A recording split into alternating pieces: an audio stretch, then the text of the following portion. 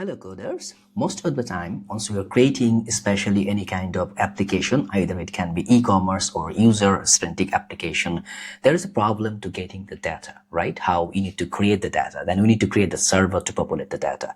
For these instances, we created that fake store API where you can grab a lot of data. So if you check the list on the API resources, we have the users data, wish list, products, categories, reviews data, Amazon products, Walmart products, orders, cars, payments, coupons, posts, comments, photos, to-dos, and notifications. And as you can see, there is a very, very good layer of data. You can copy it and you can use it. Now, there is a good things that we updated regarding that how you can try the fake store API fake data. Now, before participating on that, before taking that data, what kind of contains is populating, right?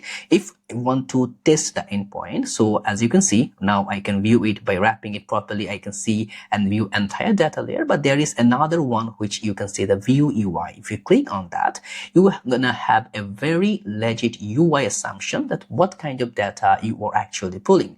You can now, if you want to get the user data, so click on the user data, test the endpoint, and as you can see, automatically that endpoint is also changing. If you just view the UI, you can see what kind of data we are pulling for the user.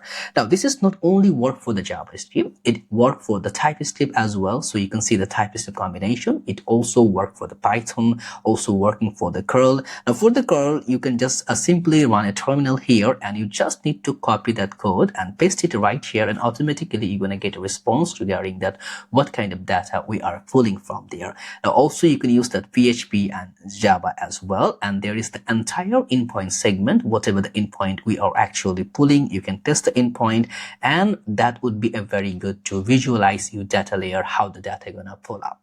So if you go in the about section, you will get a very get good understanding about how those things are functioning. And also if you want to get the source code regarding so many e-commerce projects, you can simply visit right here. And as you can see, there is a lot of variations of projects which can be really find your need. And also feel free to read our blog combination here, which is going to be blog.reactbd.com. There is every day today we are posting a lot of blog posts here which can be related to you, and you can have a very good understanding on that. Now, let's go back to our fake store API. Now, in the fake store API, how we build those structures. Now, this actual endpoint have a very legit server. This is coming directly from server. Now, what we did right here, as you can see, once you are trying to test the server, if you just open the inspector right here, there is a lot of good combination. I'm going to go in my network right here. I'm going to just refresh the data just to go and make a predefined value here. Now, let's see, we want to test that endpoint. So we're gonna test it here. Now, as you can see, this record is not pulling any kind of data because we already fetch it. So I'm gonna go and get the reviews here to test it, test the endpoint. You can see the endpoint is right here. Now, what we did is that we store that one directly in our asynchronous local storage right here in the memory, or you can find it in the application layer.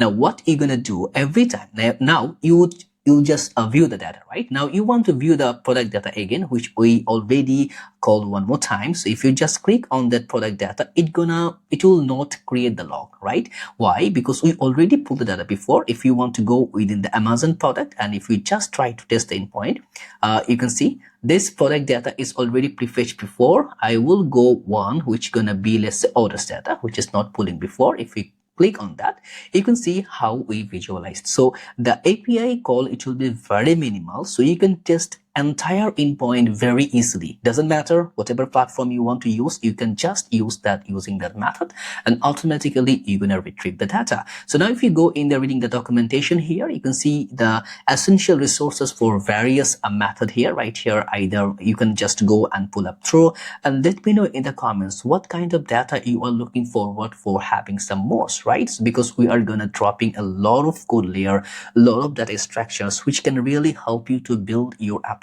So this is, I'm going to looking forward in the comments box. I want to know what kind of mechanism you want it more here, so that you can really try those data whenever you're going to building application. I want you to just call the fake store API, like fake store API. It should be coming like that, fake store API.reactbd.com. You enter here, you're going to get everything. You just copy the link and automatically it's going to fetch the data for you. That's what I really want to make. So let me know in the comments what kind of data you're looking forward to have a little bit more about that, and I'm going to provide that to you.